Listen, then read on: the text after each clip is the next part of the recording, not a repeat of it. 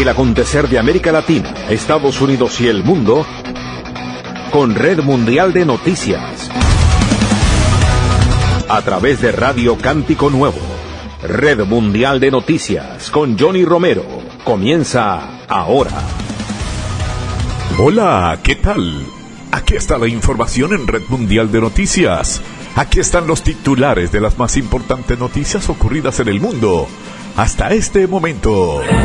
Se disparan 144% envíos petroleros de Venezuela. Actas usadas para denunciar fraude en el balotaje colombiano sí tienen firma de jurado de votación. Ecuador y Estados Unidos inician un proyecto conjunto para reforzar la seguridad en la frontera norte. Hallan en el norte de Guatemala una singular estructura ritual maya de hace 2000 años. Fuerzas federales decomisan más de 3 toneladas de cocaína en 2 estados de México. Jueza dictamina que Trump no puede usar datos del Seguro Social para depurar padrones electorales. Trump subraya que Estados Unidos tiene control total del estrecho de Hormuz. El 75% de la población mundial considera el cambio climático una amenaza muy grave. Aquí están las noticias. Madrid. El 75% de la población mundial considera que el cambio climático se trata de una amenaza muy grave o bastante grave, según una encuesta de la Fundación Lois Register y la consultora Gallup. Entre los resultados publicados hoy por la Fundación Benéfica y la encuestadora, basados en más de 143,000 entrevistas realizadas en 140 países para analizar actitudes ante el cambio climático y riesgos climáticos, destaca que 3 de cada 4 entrevistados mantienen entre sus principales preocupaciones el cambio climático. Sin embargo, hay más personas que se sienten personalmente muy amenazadas, 40%, que las que piensan que la mayoría de los demás se sientan así, 31%. Los principales responsables del cambio climático, Estados Unidos, China, la India y la Unión Europea, tienen percepciones muy diferentes sobre la amenaza que supone el cambio climático para ellos.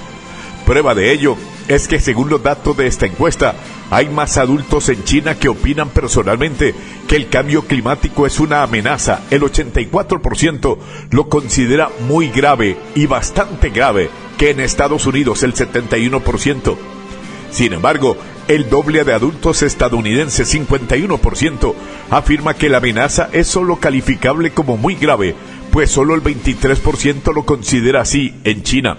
En Estados Unidos, en cambio, pese a que el 51% afirma que la amenaza es muy grave, solo el 10% cree que sus compatriotas así lo consideran, mientras que China, por el contrario, es uno de los pocos países junto a las Comoras en los que hay más personas que afirman que la sociedad considera el cambio climático una amenaza más grave que ellas mismas. En la India, la percepción del cambio climático como una amenaza muy grave es similar a la de China. Y en la Unión Europea es similar a la de Estados Unidos. El 52% considera que el cambio climático es una amenaza muy grave, pero solo el 24% afirma que la mayoría de la gente de su país opina lo mismo. Entre los 10 países con mayores diferencias entre las opiniones personales y la percepción de la sociedad en cuanto a si el cambio climático es una amenaza muy grave, 9 son de renta alta. Portugal, Estados Unidos, Italia, Reino Unido, Uruguay, España, Francia, Alemania y Chile. El 10º país es Argentina, situado en el rango de renta media alta.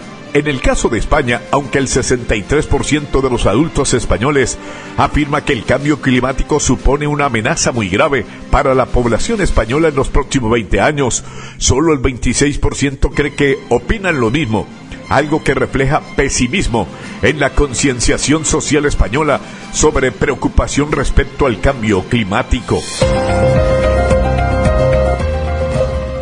Washington. El presidente de los Estados Unidos, Donald Trump, aseguró que su país tiene el control total sobre el estrecho de Hormuz, pese a la confusión que rodea actualmente la situación en el paso marítimo, después de que Teherán asegurara que lo ha vuelto a cerrar por los bombardeos israelíes sobre el objetivo de la milicia Hezbollah en suelo libanés. Tenemos el control total del estrecho. Contamos con una armada capaz de imponer un bloqueo. Creo que nuestro bloqueo tuvo más impacto que lanzar bombas, dijo Trump en un acto celebrado en la Casa Blanca, después de que Irán anunciara el cierre de Hormuz, tras otra jornada de violencia en el sur del Líbano. Las declaraciones de Trump han estado en línea con lo dicho en las últimas horas por representantes de su gobierno, entre ellos su vicepresidente J.D. Vance, quien asegura en Suiza, donde participó en las negociaciones con Irán, que los mercantes siguen empleando rutas para navegar a través del estrecho. A su vez, Trump volvió a decir y a advertir que el gobierno de los ayatolás sobre los compromisos que adoptaron en el memorando de entendimiento bilateral que se firmó la semana pasada y que ha pausado el conflicto y abierto una ventana de 60 días para que ambas partes logren un acuerdo de paz que incluya las nuevas directrices que regirán el programa nuclear iraní. Si Irán no cumple con el acuerdo o no se comporta como debe, haré lo que tenga que hacer, aseguró el jefe de Estado al ser preguntado sobre si aún pensaba en retomar los ataques militares en caso de que Teherán no cumpla con su parte del trato. Trump también quiso quitar peso a las palabras del primer ministro israelí Benjamín Netanyahu, quien ha advertido que no retirará las tropas de las zonas ocupadas en el sur del Líbano. La postura de Israel podría seguir complicando las negociaciones con Teherán, que ya retrasó el inicio de las negociaciones en Suiza el viernes debido a los ataques lanzados sobre suelo libanés. Washington. El gobierno de Trump violó las protecciones federales de privacidad cuando reformó un programa de datos de ciudadanos para que pudiera usarse de manera más agresiva para depurar padrones electoral, dijo este lunes una jueza federal.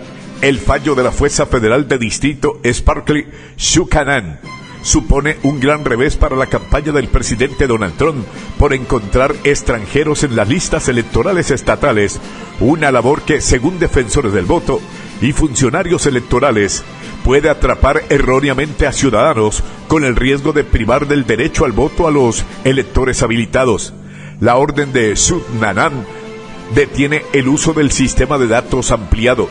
En definitiva, el gobierno federal ha pisoteado deliberadamente los derechos de privacidad de los ciudadanos estadounidenses de una manera que amenaza el sagrado derecho al voto. Este tribunal no puede quedarse de brazos cruzados mientras esto ocurre, dijo Shukanan, designado por el presidente Joe Biden. El caso se enfocó en el programa federal de datos conocidos como SAI o Systematic Alien Verification, que desde hace tiempo ha sido utilizado por el gobierno para verificar la ciudadanía para beneficios públicos, pero que también se ha ofrecido a funcionarios electorales para revisar los padrones en busca de no ciudadanos. En los primeros meses del segundo mandato de Trump, su administración reforzó el programa al ampliar los tipos de datos incorporados al sistema, agregando datos del Seguro Social y datos de otras fuentes de agencias. Shukanan escribió en su fallo que la administración sabía que la reforma del SAID violaba las protecciones de privacidad aprobadas por el Congreso, pero aún así siguió adelante como parte de una carrera para cumplir con un decreto destinado a remodelar las elecciones federales que les ordenó crear un sistema de verificación masiva de votantes. Desde la reforma, el gobierno tanto ha alentado a los estados a usarlo como, según informó este lunes, ahora busca castigar a los estados que no lo hagan. Washington. El vicepresidente de Estados Unidos, J.D. Vance, declaró este lunes que existe una base muy sólida para alcanzar un acuerdo definitivo y exitoso con Irán. Las palabras de Vance llegaron tras conversaciones directas entre ambas partes en un complejo turístico de montaña en Suiza.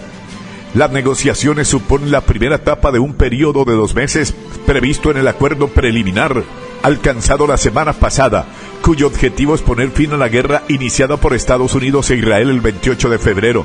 El ministro de Relaciones Exteriores de Irán, Abbas Araghchi, escribió en X que se han logrado avances significativos para poner fin al conflicto en el Líbano.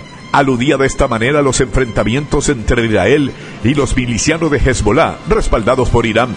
Asimismo, Araghchi aseguró en X que Teherán ha obtenido exenciones para exportar petróleo y productos petroquímicos, la liberación de parte de sus fondos congelados y la puesta en marcha de un plan de reconstrucción y desarrollo para el país. Los principales negociadores iraníes ya regresaron a Teherán, pero el equipo técnico encabezado por el viceministro de Relaciones Exteriores Qasem Garibabadi permanece en Suiza para proseguir las conversaciones, según informaron medios estatales iraníes. Incluso antes de su inicio, el proceso de paz ha estado sometido a presiones. Los sectores más duros de Irán denuncian que las negociaciones son una señal de retroceso. En Estados Unidos, algunas partes del memorando de entendimiento han sido criticadas por conceder demasiado a Irán sin resolver cuestiones claves. Asimismo, al mismo tiempo, Israel ha continuado sus ataques en el Líbano, pese a que Teherán insiste en que un alto al fuego en el país forma parte del acuerdo provisional. Las negociaciones comenzaron con tropiezos el día domingo. La delegación iraní la suspendió brevemente después de que Donald Trump amenazara en una publicación en redes sociales con reanudar los ataques contra Irán si Teherán no controlaba a sus aliados en el Líbano. Washington. Un juez federal rechazó las citaciones emitidas por el Departamento de Justicia para el gobernador de Minnesota, Tim Walz, y el alcalde de Minneapolis, Jacob Frey, que tenían como objetivo obtener documentos relacionados con la política migratoria de ambas circunscripciones. El juez federal de Minnesota, Patrick Schill, concluyó que el Departamento de Justicia del gobierno del presidente Donald Trump emitió las citaciones para coaccionar a los funcionarios estatales, ambos demócratas, a tomar medidas específicas en materia de control migratorio. La Casa Blanca ha emprendido este año una cruzada contra Minnesota, acusando a sus autoridades de tolerar una red de malversación de fondos federales que involucra a la comunidad somalí en este estado. El departamento ha tenido dificultades sin éxito para identificar una sola justificación plausible para las citaciones, escribió el juez. Ciudad de México. Fuerzas federales mexicanas decomisaron más de 3 toneladas de cocaína en 2 acciones en los estados de Guerrero en el sur y Tlaxcala en el centro, informó el secretario de Seguridad y Protección Ciudadana, Omar García Harfuch. El funcionario explicó en redes sociales que en operaciones marítimas encabezadas por la Secretaría de la Marina en Guerrero se aseguraron más de 2,1 toneladas de cocaína y fueron arrestadas 5 personas, mientras que en Tlaxcala decomisaron 900 paquetes de cocaína con un peso aproximado de 1 tonelada, además de armamento y equipo táctico sin personas capturadas. Ambas acciones, dijo, permitieron asegurar más de 3 toneladas de cocaína, con lo que se producirían unas 6 millones de dosis. Más tarde, en un comunicado, la Secretaría de Seguridad y Protección Ciudadana explicó que el inmueble localizado en Tlaxcala se logró identificar con información del Centro Nacional de Inteligencia y en coordinación con la Fiscalía General de la República y la Secretaría de Marina. Además, las autoridades detallaron que, tras varias investigaciones, se relaciona al inmueble con delitos de privación ilegal de la libertad, extorsión y distribución de narcóticos. También precisaron que todo lo asegurado fue puesto a disposición del Ministerio Público, mientras siguen en curso las investigaciones. Ciudad de México. El Ejército Mexicano y la Guardia Nacional incautaron 24.400 litros de metanfetamina líquida en un inmueble vinculado al cartel de Sinaloa en el noroeste del país, lo que representa la incautación más alta desde la llegada a la presidencia de Claudia Sheinbaum Pardo en octubre de 2024.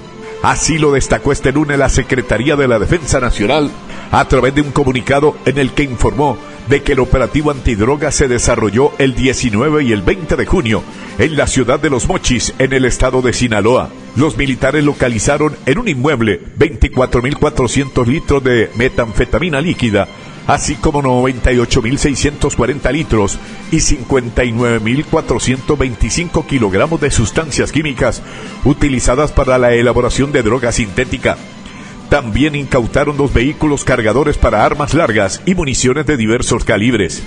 Este aseguramiento, por su magnitud, es considerado como el más grande decomiso en su tipo en la presente administración y en el segundo lugar a nivel histórico, con una afectación económica a la delincuencia organizada por más de 9.000 millones de pesos, 518 millones de dólares, subrayó la defensa. Por estos hechos fue detenido Jorge N., presunto integrante del cartel de Sinaloa, designado el año pasado por la Casa Blanca como organización terrorista extranjera. El sospechoso pasó a disposición de la Fiscalía General de la República, organismo que también participó en el operativo en Los Mochis. Desde la llegada de Claudia Sheinbaum al poder, México ha intensificado las labores de inteligencia contra el tráfico de drogas, tanto por vía marítima como por terrestre, en medio de la presión de Washington en materia de seguridad y la agresiva retórica de su presidente Donald Trump. Sinaloa, uno de los estados con más homicidios en el país, es cuna del histórico cartel fundado por Joaquín El Chapo Guzmán e Ismael El Mayo Zambada, ambos presos en la actualidad en Estados Unidos. De hecho, en Los Mochis fue detenido en 2016 El Chapo, tras su fuga de una prisión de alta seguridad unos meses antes. El estado vive una crisis de violencia desde septiembre de 2024 a causa de la guerra interna del cartel de Sinaloa, y su gobernador Rubén Rocha Moya fue acusado por Estados Unidos hace unos meses de colaborar con el grupo criminal Los Chapitos, liderados por los hijos de El Chapo. Atención, ciudad de Guatemala. Un equipo científico internacional descubrió una singular estructura ritual maya en el sitio prehistórico El Tigre, en el departamento de Petén, en el norte de Guatemala. Un hallazgo que aporta datos inéditos sobre las complejas prácticas ceremoniales y los patrones sociales del periodo preclásico terminal, 100 años antes de Cristo. Es una estructura que tiene características bastante únicas que nos permiten avances importantes para el entendimiento de las prácticas rituales en esos sitios de monumentalidad mediana, explicó este lunes en conferencia de prensa el director del proyecto arqueológico Julien Jiquet. El descubrimiento fue realizado por el proyecto arqueológico Lechugal Norte El Tigre, integrado por expertos de Guatemala, Francia, México y Canadá, quienes han trabajado en el sector durante las temporadas 2025 y 2026. La estructura denominada Ocots, hongo en idioma indígena quechí, presenta una forma de ojo de cerradura y destaca por su excepcional estado de conservación al no haber sido alterada por construcciones posteriores, a diferencia de otros sitios mayas. Tegucigalpa. Honduras proyecta comprar drones a Ucrania para reforzar su seguridad fronteriza y las operaciones contra el narcotráfico, dijo el presidente de Honduras, Nasri Adfura. El mandatario se reunió el fin de semana en Kiev con su homólogo ucraniano, Volodymyr Zelensky, quien le ofreció cooperación en tecnologías militares, en particular el suministro de drones.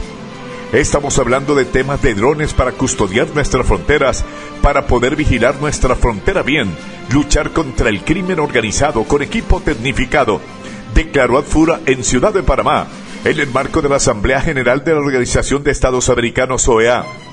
Con la tecnología que tiene Ucrania, puede ayudarnos mucho para asegurar aún más nuestras fronteras y la lucha contra el narcotráfico. Es un tema de seguridad nacional, añadió el presidente derechista aliado del mandatario estadounidense Donald Trump.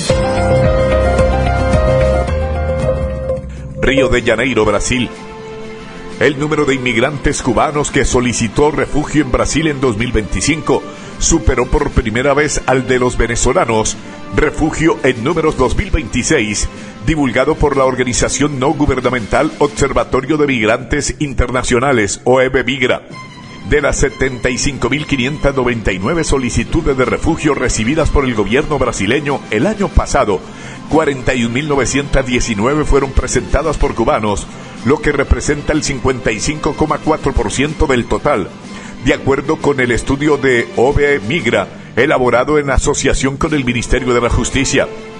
Las solicitudes de cubano aumentaron el 88,1% con respecto a 2024, impulsada, según el estudio, por la crisis de desabastecimiento que se vive en la isla caribeña y por el empobrecimiento de la población como consecuencia del colapso económico en Cuba.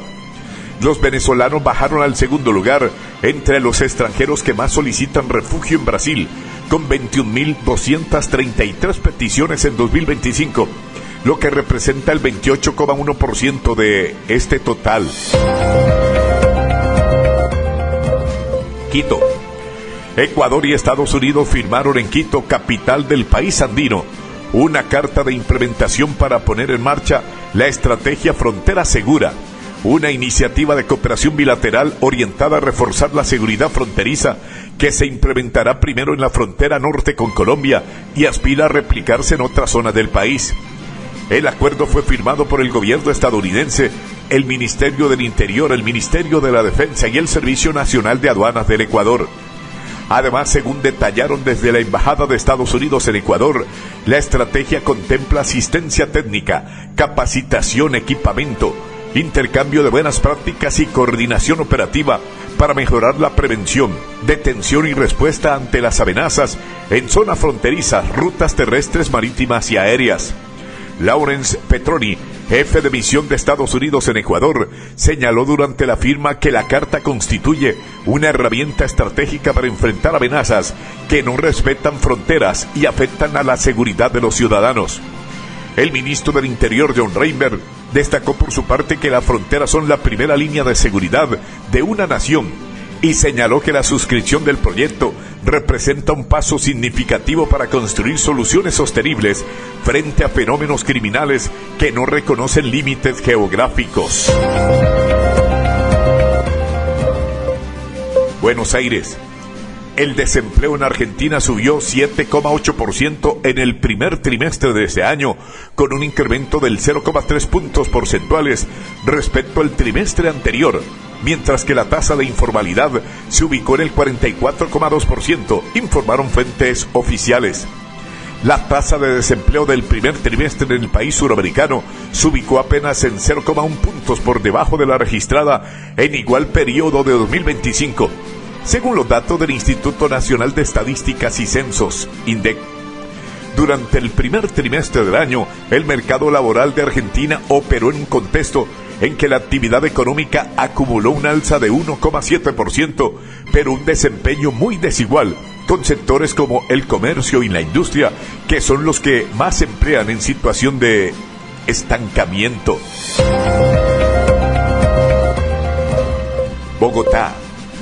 El opositor Abelardo de la Asprilla se impuso con una diferencia de alrededor 250.000 votos sobre el senador oficialista Iván Cepeda en el conteo preliminar del balotaje presidencial en Colombia del 21 de junio de este 2026. Tras la jornada en redes sociales se difundieron imágenes de actas de conteo de votos llamadas C14, supuestamente sin firmas de los jurados de mesa, lo que probaría un fraude. Los mensajes se han compartido más de 20.000 veces, pero se constató que las copias oficiales del formulario aparecen firmadas y no hay reclamaciones al respecto en el escrutinio. La registraduría está haciendo trampa. Están subiendo el E14 sin la firma de los jurados o testigos, o la evidencia del fraude. Son parte de los mensajes de los que se difunde en un video de Facebook, X o TikTok. En la grabación habla una mujer que navega en el sitio web de la Registraduría Nacional, entidad a cargo de las votaciones, y muestra que 3 mesas de votación en San Francisco, Cundinamarca, aparecen sin firma. El metraje también fue compartido por el presidente Gustavo Petro, aliado de Cepeda, quien dijo: deben ser impugnadas las mesas sin firma de jurado de inmediato.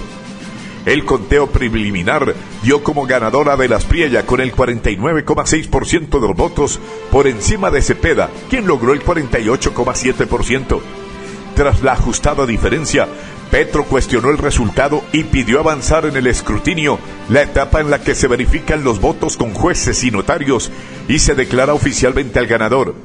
A la par, en varias ciudades del país se registraron protestas en contra de los resultados. Durante el conteo de votos, los jurados llenan 3 copias idénticas de formularios llamados E14, que resumen los resultados de cada mesa.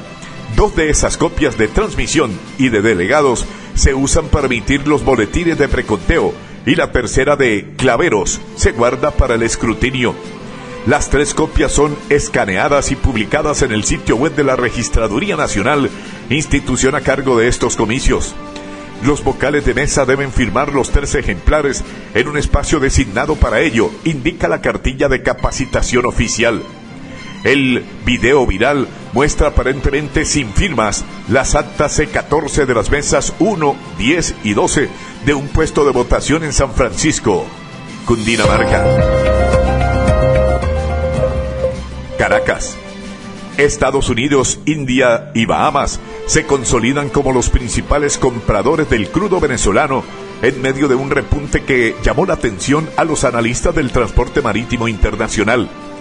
De acuerdo con un informe de la firma Signal Ocean, Los envíos marítimos de petróleo venezolano crecieron 144% entre enero y mediados de junio. Según los datos difundidos, el volumen mensual de cargas transportadas por vía marítima pasó de 0.62 millones de barriles en el primer mes del año a cerca de 1.5 millones de barriles hacia mediados de junio, medido sobre un promedio móvil de 7 días. Se trata del sexto mes consecutivo de crecimiento para las exportaciones petroleras del país. Del total de los embarques, el petróleo de crudo concentró 92%, el full oil representó 8% restante. Para Signal Ocean, el alza respondió a la reactivación del sector energético venezolano y a la flexibilización de licencias por parte de Estados Unidos para actividades relacionadas con la energía en el país. El informe indica que los envíos llegaron a superar los 2 millones de barriles a inicio de mayo y que el promedio acumulado en el año se ubica cerca de 1.10 millones de barriles diarios, casi el doble del promedio anual registrado en 2024 y en 2025. En materia de destinos, Estados Unidos lideró las compras con 44.7% de los envíos del semestre, seguido por India con 17.8% y Bahamas con 10.5%. Amigos oyentes, por el día de hoy llegamos al final de Red Mundial de Noticias. Mi amigo personal Federico Santiago y Johnny Romero les acompañamos. Les invitamos mañana a nuestra emisión diaria de noticias. Que el Señor les bendiga. Hasta pronto. Bye.